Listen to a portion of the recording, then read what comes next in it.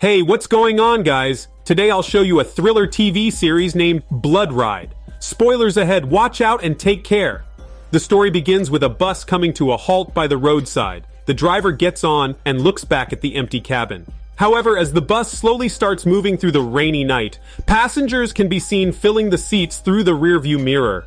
The passengers, each with an eerie look, are the protagonists of the stories in each episode. The bus slowly approaches the first stop, which cues the first episode, The Ultimate Sacrifice. It started 5 years ago with a family of 3 and their pet dog moving to their new home, dragging heavy luggage behind them. Having used up their loan limit, they are forced to move from the bustling city to the countryside. The husband and his daughter named Hartman seem to like their new home, and they eagerly get out of the car to take in their new environment. However, the wife Molly is not at all interested and remains in the car, reluctant to leave. She is a city girl, and living in the countryside seems unappealing. Her husband and daughter comfort her, saying that they may be able to return to city life soon. Seeing the family get out of the car, a couple hiding behind a tree comes forward to greet them. The man says that no one has lived in the house for 15 years, and if they need any repairs, the neighbors can help. They all agree to fix up the house and have a barbecue together at noon. Despite being somewhat uncomfortable, Molly is somewhat touched by her kind neighbors. Before long, she notices something odd. The people here seem to love pets, especially gently caressing them. After the neighbors leave, the family returns to their house to inspect everything. Through the window, Molly sees the couple outside, whispering to each other and refusing to leave, making her worried. She turns to her husband and daughter, expressing her concern with the neighbors. Her husband tells her that she just needs time to adjust to everything here. That night, the husband and daughter prepared to take the dog for a walk, while Molly chose to stay at home. After they left, Molly broke down in tears, but she decided to slowly adapt to her new life. She walked in the dark when suddenly she sensed movement beside her. Startled, Molly turned to see a rat. The next morning, the neighbors brought people to help them fix up their new home. The husband and daughter were amazed by the size of the group. Everyone grabbed tools and quickly built a brand new house. By noon, they all gathered for a barbecue. The husband tasted the local beef and found it to be delicious. When he asked if the meat was expensive, everyone just smiled without answering. Molly stood aside eating some snacks and couldn't help but observe the people around her. She noticed that, regardless of gender, everyone seemed to enjoy caressing their pets excessively, which piqued her curiosity. Before she could react, 2 women with pets approached and greeted her. Molly told them that she might need time to adapt to the new environment and felt somewhat reserved. The neighbors expressed their understanding and told her that they were always available to help if needed. Finally, Molly mustered the courage to ask about the pets. The neighbors told her that it was just the way of the countryside, because you never knew when they might come in handy. This response only deepened Molly's confusion, feeling as if there was a hidden meaning behind the neighbors' words. The husband seemed to adapt to life here, but Molly still felt uneasy. She found it suspicious that the neighbors didn't work on Mondays. The husband thought that perhaps work hours in the small town were more flexible. Molly felt that their eerie smiles made her feel uncomfortable, and she disliked how the neighbors always caressed their pets. Her husband comforted her, saying they would move back to the city after some time. One morning, Molly went for a run along the road, sprinting from the wheat fields to the caves. Just as she was about to stop and stretch, she saw the 2 neighbors she had conversed with earlier at the party. She took off her headphones and followed them into the depths of the forest. She saw one of the neighbors place their beloved pet on a wooden board and raise a knife to strike it. Molly tried to retreat upon seeing this, but she was discovered. The neighbors saw her panicked gaze and hurriedly approached her. Molly asked them what they were doing. The 2 muttered that the situation was not good, feeling that Molly would eventually discover the village's secret. So they took the initiative to confess the matter to Molly and asked her to promise not to tell anyone. It turns out that the place they went to today was a sacrificial altar. In the past, pets and even humans were often sacrificed here to pray for good luck. 4 years ago, a man's dog in the village was diagnosed with a terminal illness. The man took his dog to the sacrificial stone and shot the dog for the sacrifice. The next day, he won a large sum of money in the lottery, indicating that the sacrificial stone showed its power. The whole town learned about this, and when they needed good luck, they would sacrifice their own animals. Molly was shocked by that. The neighbors also told her that if she wanted to make a sacrifice, she should be careful, because those who made sacrifices would become greedy and uncontrollable. After returning home, Molly saw a note left by her husband saying that he and their daughter went to the city to pick up their remaining belongings. Thinking of the neighbor's words, Molly went to the basement to try her luck. Sure enough, she found a mouse. She took the mouse to the sacrificial stone and smashed it with a hammer, splattering blood on her face. She then hurried to the lottery shop, asking the clerk that she wanted a lottery ticket. Upon hearing this, the clerk's expression suddenly changed. Molly told the clerk she knew the secret of the stone, and the clerk reminded her to be careful. After buying a 25 lottery ticket, she scratched it off at the counter. She expected to win big, but only won 50. Furious, she confronted her neighbors, asking why killing an animal only yielded a 50 prize. The neighbors told her that the reward was proportional to the stake, and the bigger the stake, the bigger the reward. The big stake had to be something she was emotionally attached to or cared for by someone close to her. So she thought of her pet dog and took him for a walk in the forest under the pretense of exercising. She brought the dog to the sacrificial site and killed it with her own hands. After washing the blood off by the river, she ran back to the lottery shop and bought another ticket before returning home. Her husband and daughter were unaware of the incident and thought the pet dog had simply run away, so they prepared to go out and look for it. Molly excused herself, saying she was not feeling well and stayed at home. When they were out of sight, she quickly turned on the lottery channel and saw that her lucky numbers matched those on the ticket. She was dumbfounded by that. Just when she thought she had finally won big, the reward result failed her. Filled with anger, she confronted her neighbors again, asking why sacrificing her pet dog only yielded less than 4,000. The neighbor said that if her daughter had made the sacrifice, she would have become a millionaire because Molly didn't really love their pet dog, which is why she didn't win the jackpot. Knowing that, Molly made a bold decision. She told her husband that she knew where the pet dog was and took him to the sacrificial stone. Seeing the dog lying lifeless on the stone, her husband was shocked. But by then, Molly had become obsessed and desperately wanted to become a millionaire. So she grabbed a knife and stabbed her beloved husband. Just as she thought she could end his life, their daughter called out to stop her. Molly claimed that she was doing all this for their family and then lunged at her daughter with the knife. In the chaos, the daughter Hartman grabbed a rock and struck Molly on the head, causing her to pass out. Fast forward to the present, a reporter is set to conduct an in-depth interview with the young owner of Hartman Financial. The reporter arrived at Hartman's office to interview how she achieved her success. At the end of the interview, Hartman admitted that after the incident, her mother became mentally unstable, and her father disappeared a year later, causing her immense pain. After saying this, she lovingly picked up her pet cat and gently caressed it a few times, implying that Hartman, just like her mother Molly, also became obsessed with the magic way to reach her wealth, and possibly at the cost of her family members. The second episode, titled 3 Sick Brothers, begins with a boy named Eric being visited by his mother. It turns out that Eric had just been released from a mental hospital. She stuffed the refrigerator with food and told Eric not to wander off. Before leaving, she informed him that the cabin in the woods would be sold. Eric didn't say anything, but seemed agitated. After his mother left, he flipped through a photo album filled with memories, reminiscing about the time spent with his brothers and father. Suddenly, the doorbell rang. It was his two brothers. They happily hugged each other, and after catching up, the second brother named Georg suggested going out for drinks and fun. However, Eric said he needed a quiet environment to recover. Georg then proposed throwing a final party at the cabin since it was being sold. As they drove to the cabin, the two brothers joked around in the back seat, but in the rear-view mirror, Eric's expression instantly turned cold and sinister. They stopped at a gas station midway to buy some food.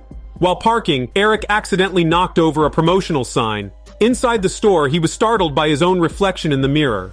As they checked out, Eric found a young girl, Monica, in the car. Monica was studying psychology at a local university in Norway. They cheerfully arrived at the cabin, which was filled with memories for the brothers when their father was still alive back then. Georg poured drinks, and the eldest brother, Otto, proposed a toast to their father. But Eric said, "Here's to that bastard!" Monica sensed that the brothers might not have had a good relationship with their father. Otto found a sharpening stone, and recalled his father always saying that a dull knife couldn't kill anyone. As everyone enjoyed drinks and conversation in the living room, music started playing, and Otto couldn't help but dance. Seeing this, Monica jokingly said that it looked like they were all crazy. Unexpectedly, this joke made the atmosphere tense. Otto felt the word crazy was offensive to his younger brother, so Eric explained that he had spent 3 years in a mental hospital.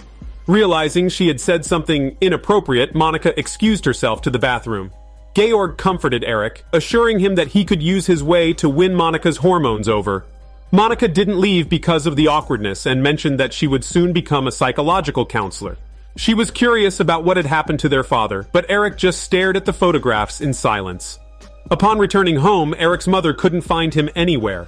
She noticed the photo album on the table and realized something was wrong. Back at the cabin, the two brothers told Monica that they all thought their father was a despicable bastard, but only Eric had the courage to take action. In other words, it was Eric who had killed their father 3 years ago, and then ended up in the mental hospital. At this point, Monica became panicked. She feigned an excuse to leave, but the two brothers suddenly went berserk. One grabbed Monica while the other restrained Eric. Just then, their mother called and Eric struggled to answer the phone, but Otto smashed it to pieces. Subsequently, Eric was knocked unconscious by Georg. Their mother hurried to the cabin to find her sons. On the way, she stopped at the gas station where the cashier said he had seen Eric and his brothers heading to the cabin. Hearing this, the mother became alarmed. When Eric woke up, he saw his brother holding a knife to Monica's throat. He quickly tried to intervene, but as he was about to let Monica go, Georg snatched the knife back and ordered Otto to kill Monica, forcing Eric, who had always wanted to get back on track, to be stained with the blood of sin once again. Monica gradually lost her breath in the midst of this brutal slaughter. Just as Monica took her last breath, their mother finally arrived. She was frightened by the sight of Eric, covered in blood behind the door. She asked what had happened, and Eric replied that his brothers had killed a woman. However, his mother said that he had no brothers. They didn't exist at all. It's then revealed that Eric suffered from schizophrenia and the two brothers were just other personalities in his mind. The so-called Monica they had killed was nothing but the pedestrian sign he had knocked over at the gas station. But in Eric's eyes, everything was completely different. He blankly said they had killed Monica, just like they had killed their father. His mother was heartbroken and told him that no one had killed their father. He had simply left them. Eric still couldn't distinguish between reality and imagination. The entire ordeal, starting from when his brothers knocked on the door, had been a figment of his imagination. Soothing Eric, the mother and son set out on the journey home. In the car, a sober Eric took out a photo, which only showed him and his father. As night fell, his mother brought him to the gas station to return the promotional sign. While waiting alone in the car, Eric played with a matchstick. Looking up, he saw his two brothers again. The brothers stared at a beautiful female customer at the gas station and asked Eric if they could. Eric smiled and shook his head, but the decision had never been his to make. The scene shifted, and Eric had disappeared from the car. The glass on the car reflected the blazing flames, accompanied by the screams of the girl, marking the end of the story. In the surveillance footage Eric had seen at the gas station, his car was empty. On the way to the cabin, all three of them had been in the back seat, but nobody had moved to the front, which was odd. These scenes all hinted that his two brothers did not actually exist. The third episode, titled Bad Writer, begins with a girl named Olivia working up in bed with her boyfriend. The boy's mother sent a text inviting them over for dinner that night. However, Olivia was worried because she felt that her boyfriend's mother didn't seem to like her. Olivia seemed like a little princess. Her boyfriend spoiled her, and her roommates took good care of her by preparing breakfast and dinner. As they were leaving, her boyfriend reminded Olivia to bring an umbrella, but she said it wasn't necessary because today would be a perfect day. She drove her Porsche to her writing class, attracting the attention of a man standing in line nearby. The man complimented her car, and before entering the class, they exchanged some greetings, but not hormones. During the writing class, the teacher suddenly asked Olivia about the saddest moment in her life. Olivia thought for a moment and said that her pony had died when she was 12 years old. However, she quickly added that her parents had bought her a new pony afterward. The teacher used this as an example to tell the class that as authors, they had an obligation to make seemingly perfect characters experience setbacks. Only by descending into hell can they rise to heaven more effectively. If necessary, they could draw inspiration from their own lives, incorporating people they dislike into their novels, and then killing them off. After class, Olivia ran into the same man she had chatted with earlier. She noticed a manuscript in his hands and learned that it was a story he had written. Olivia wanted to know what the story was about, but the man hesitated and refused to share it with her, possibly because it's a hormone story. When Olivia returned home, she accidentally overheard her roommates discussing how to murder her. They conspired to invite Olivia to a picnic in the forest, planning to kill her and dump her body in the wilderness. Olivia, who had been eavesdropping, was dumbstruck. As she tried to leave, she was discovered. Her roommates asked Olivia if she wanted to join them for a picnic over the weekend. Olivia attempted to deceive them with poor acting. Coincidentally, her boyfriend emerged from the house, oblivious to the tense atmosphere. As the situation became dangerous, Olivia acted quickly, splashing hot water on her roommates and making her escape outside. As Olivia was about to drive away, she discovered that her boyfriend was in league with her roommates. In a panic, she stabbed him in the face with her keys. Subsequently, she flagged down a passing Jeep on the road, only to find that the driver was the same man who had chatted her up earlier. He said he was just passing by, and drove her to the police station.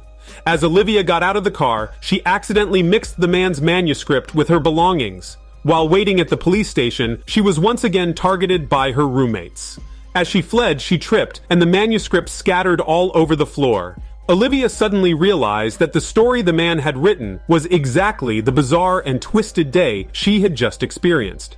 She glanced at the strange man, who was still typing away in his car, and it dawned on her that she was a fictional character in his novel.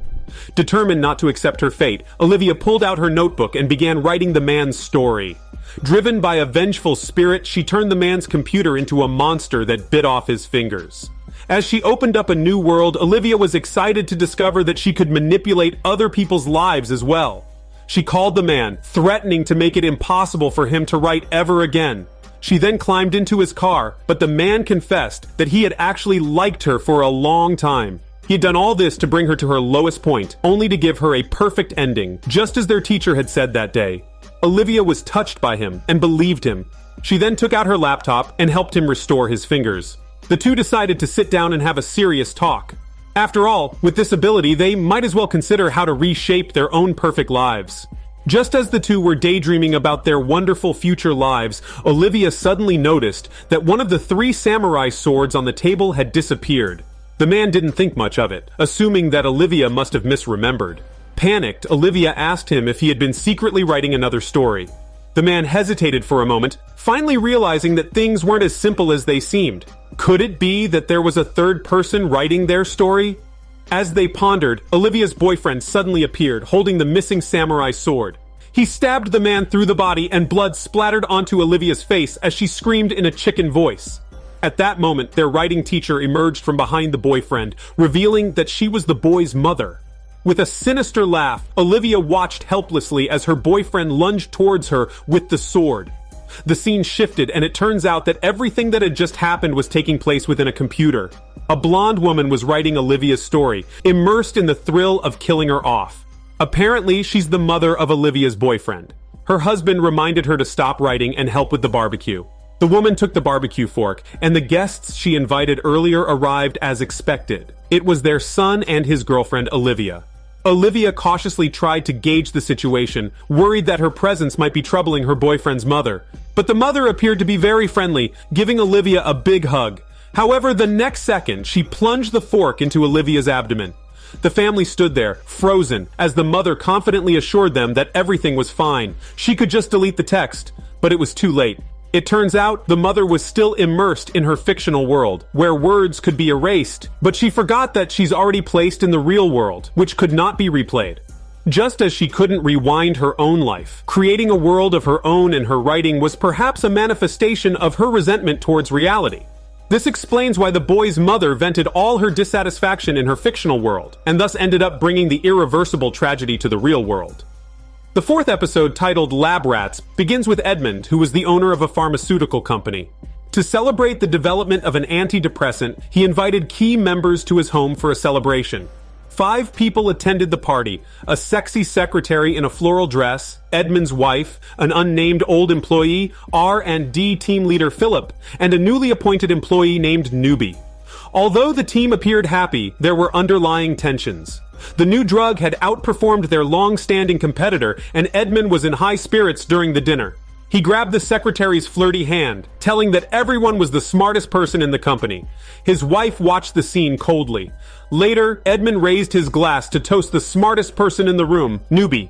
However, Philip felt that Newbie had stolen the credit for his 10 years of research efforts. At that moment, Edmund's wife suggested taking a look at the prototype of the drug. Edmund agreed and went to the safe, only to find the drug had vanished. The security guard confirmed through surveillance that no one other than the 5 attendees had entered the room the whole evening. That meant one of the 5 knew the safe's combination and had secretly taken the drug before the banquet.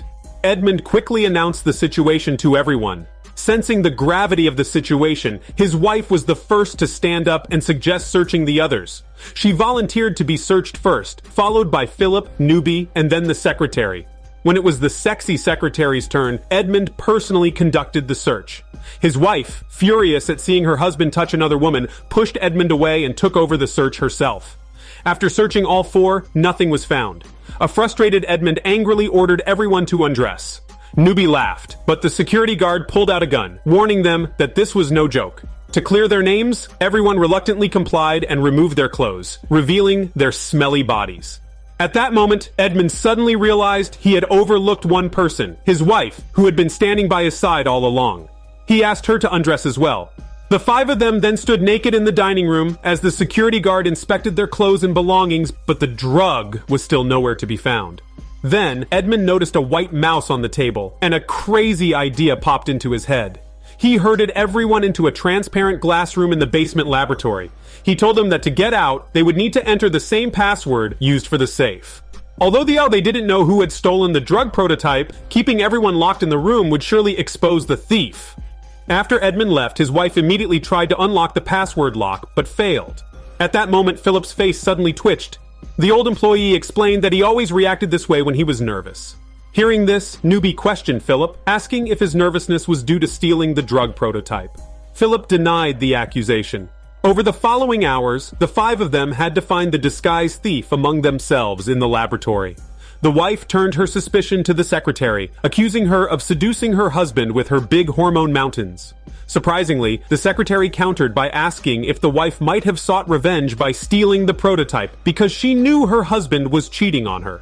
Unable to argue, the wife insisted the secretary was the thief. At that point, Philip stepped in, urging everyone to calmly analyze the situation. He claimed he was the only one present who held shares in the company, and betraying the company would be like betraying himself. He then directed suspicion at Newbie because Edmund had once promised him a partnership if he overcame the challenges in developing the new drug. However, Edmund had not yet fulfilled that promise. Newbie scoffed, accusing Philip of being jealous of his abilities. An enraged Philip punched Newbie, knocking him out. In the surveillance room, Edmund silently watched everything unfold. Where was the drug? Who had stolen it? Back in the lab, everyone accused Philip of knocking Newbie unconscious. They worried about how they would get out if he was the thief. In her fear, the wife defended her husband, believing he was simply venting his anger and wouldn't keep them locked up forever. However, Philip claimed that Edmund was a wicked businessman, and during the financial crisis, Edmund had deceived employees into buying company shares to protect his own interests, leading to the bankruptcy and suicides of 2 employees. He even had his subordinates buy his wife's birthday gifts. Perhaps to him, everyone was just a lab rat to be experimented on. As everyone argued and pointed fingers at each other, Edmund returned to the lab. Seeing that no one had yet admitted guilt, he activated the poison gas switch. The gas slowly spread throughout the glass room, giving them only 3 minutes to unlock the door. The 5 individuals were like lab rats, vulnerable and at the mercy of others. However, no one stepped forward to enter the password. Everyone concluded that the unconscious Newbie must have been the one who stole the prototype. The secretary then came up with a plan. Wake up Newbie, tear up a few sheets of paper, and have everyone write down a password anonymously. They would then mix the passwords together and try each one. That way, even if the door opened, the identity of the thief would not be exposed. Seeing this, Edmund increased the dosage of the poison gas. His wife's pleas failed to sway the cold-hearted man. In the final moments, the secretary dashed forward and entered the correct password, saving everyone. The secretary revealed that she had stolen the drug prototype to buy time for the rival company and to avenge her father, who had committed suicide during the bankruptcy incident. Facing the mistakes he had made in the past, Edmund decided not to hold the secretary accountable. As she left, she gave him a final hug. Upon returning to the company, Edmund suddenly realized that his pocket square had been tampered with. He quickly understood that the secretary had stolen the prototype before the dinner party and transferred it to his pocket during the search. The recent hug had allowed her to cleverly retrieve the drug prototype, so he hurriedly caught up with the secretary to get the prototype back, and then rushed to the lab, eager to share the joy of recovering the prototype with his wife. However, his wife turned around, holding a gun. She forced Edmund into the glass room and told him that the password for him to get out was simply her birthday. Unable to figure it out, Edmund was trapped and ultimately met his demise, poisoned like a lab rat. In the end, Edmund had found what he was looking for, but he lost the trust of his employees, his wife's love, and lastly, his own life. The fifth episode, titled The Old School, begins in a small town nestled by the mountains and rivers. Sana left the city where she had taught for a year and came to this rural primary school that had been closed for nearly 40 years and had just reopened. The gray sky was in stark contrast to her cheerful mood at the moment. At the opening ceremony, the school principal was delivering a vivid speech, and Sana noticed an old man with strange behavior standing nearby. However, in the blink of an eye, the old man disappeared. In the classroom, the lovely children filled Sana with enthusiasm. After class, Sana chatted with her colleagues, mentioning that the children in the city were not as easy to deal with as these rural kids. After her colleague left, Sana walked along the corridor looking at the old photos hanging on the wall. At that moment, the strange old man from the morning appeared again. Seeing Sana, he turned and walked away. Sana tried to greet him, but he seemed to resist and hurriedly left, saying he was just a maintenance worker. The empty corridor was left with only Sana. Then she heard strange noises from behind and saw a slightly ajar door at the end of the hallway. Sana opened the door and found a staircase leading to the school's basement. As soon as she turned on the light, she was startled by a skeleton model in front of her. However, further down, the basement was just a long abandoned space with nothing in it. Sana then rode her bike back to the apartment where she was staying. The landlady was doing yoga and kindly approached Sana to chat when she saw her. After exchanging a few words, the landlady revealed that she was not a local either, and that the school had already been closed when she arrived. However, every time she passed the old school, she felt an inexplicable sense of unease, as if something disturbing had happened there. Sana told the landlady about the strange noises she heard in the basement. Oddly enough, the landlady seemed very excited. As they walked through the hallway, they encountered a strange man. The landlady said his name was Joey, and he always liked to stare at people. On the second morning, Sana saw the old man again at the school. Out of curiosity, she asked her colleagues and learned that his name was Jaeger, a former school employee who had long since retired. Even more chilling, her colleagues said they hadn't seen him for many years, and some even thought he had died. So what happened to the school all those years ago that it had to be closed? As the bell rang for the end of class, Sana was packing up her things and preparing to leave when she heard a creaking sound from behind. She then saw chalk floating in midair, writing by itself. The chalk repeatedly wrote, "Sana, please help us," on the board. Terrified, Sana quickly fled the scene, running back to the apartment, but the landlady was nowhere to be found. As she was going upstairs, she heard heavy footsteps coming from below. Peering through the gap in the stairs, Sana saw that the person following her was Jaeger. Still shaken, Sana dashed back to her room and locked the door, not coming out until the landlady appeared. The landlady told her that Jaeger was the father of Joey, the weird man they had met earlier. However, Sana's unease did not diminish. She told the landlady about the strange events in the classroom. The landlady then asked Sana if she had heard any rumors about the old school. It was a story that happened a long time ago. When people died, their souls sometimes couldn't reach hell. Souls that couldn't cross over struggled in the world of the living. The old school might be home to those wandering souls, and they could only enter hell if someone helped them. The next day, Sana went straight to her colleagues and asked if anyone had died in the school. Her colleagues recalled that there were no deaths, but in the late 1970s, a group of children mysteriously disappeared. Sana went back to the hallway and looked at the pictures hanging on the wall. At that moment, the principal walked over. He pointed at one of the photos, saying it was him in the 4th grade. Sana asked the principal if he knew about the children's disappearance back then. The principal sighed and took us into the long-buried history. Back then, the Storen family had 4 children attending this school. They lived with their mother in a small town not far from here. It was a family that didn't fit in with anyone, mainly because Mrs. Storen was incredibly ugly. The 4 children had no choice but to endure many rumors, gossip, and malicious slanders. One day in spring, the 4 children suddenly disappeared. When people went to visit, they discovered that Mrs. Storen had been dead for a year already. Perhaps after their mother's death, the missing children relied on themselves to survive a long and difficult period. The principal's words made Santa feel immense sympathy for these children. She looked closely at the children in the photo. Suddenly, the lights went out and 4 shadows appeared at the end of the hallway. The shadows kept saying that they hated us. It was the bad man. He took us away. Please release us and look closely at the photo.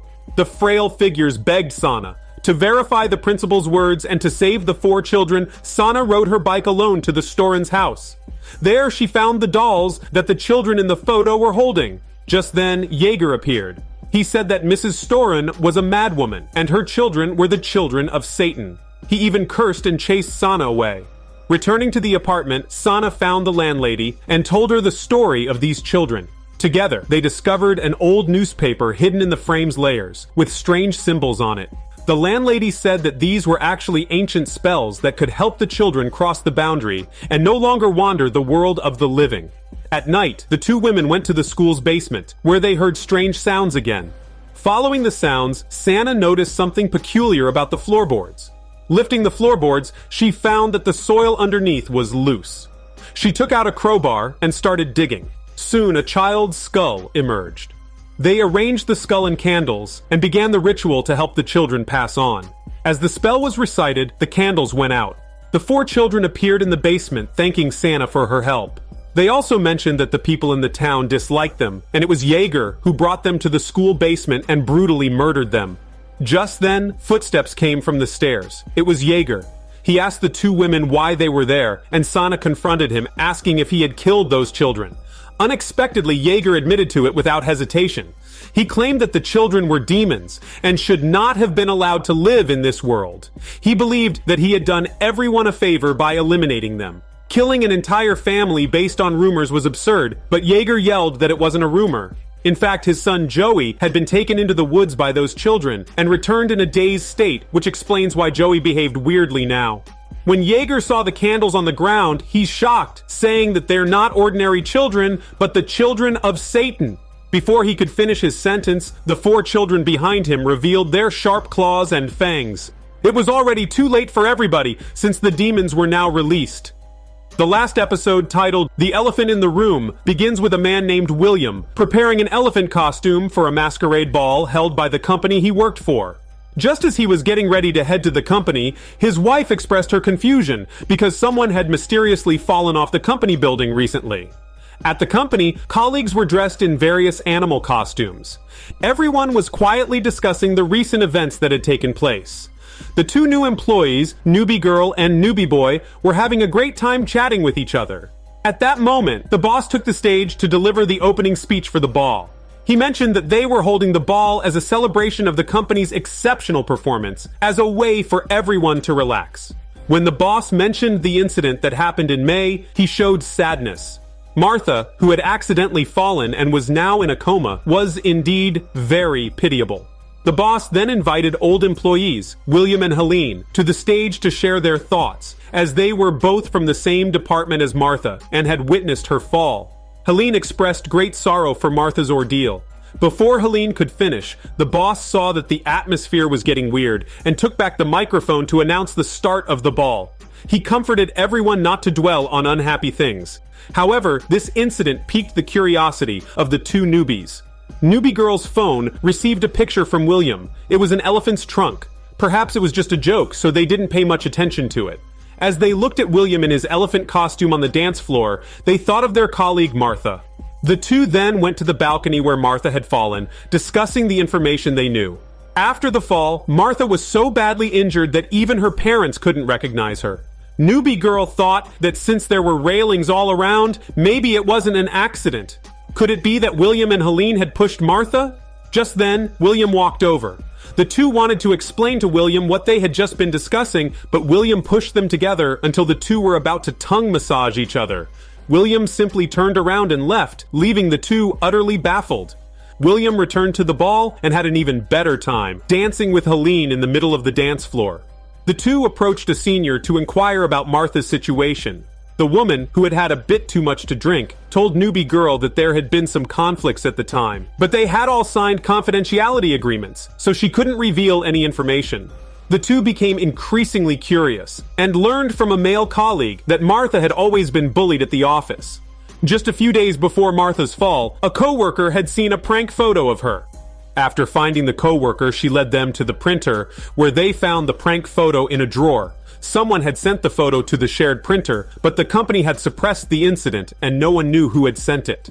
The two watched as William enjoyed himself in the crowd, holding Helene and making indecent gestures. They went back to the office and turned on the computer, where they saw desktop photos of Martha. When they saw Helene entering the office, Newbie Girl boldly asked her about the photos. Helene blamed William, saying he had sent her the pictures. Newbie Girl believed that Martha must have been bullied, which led her to kill herself.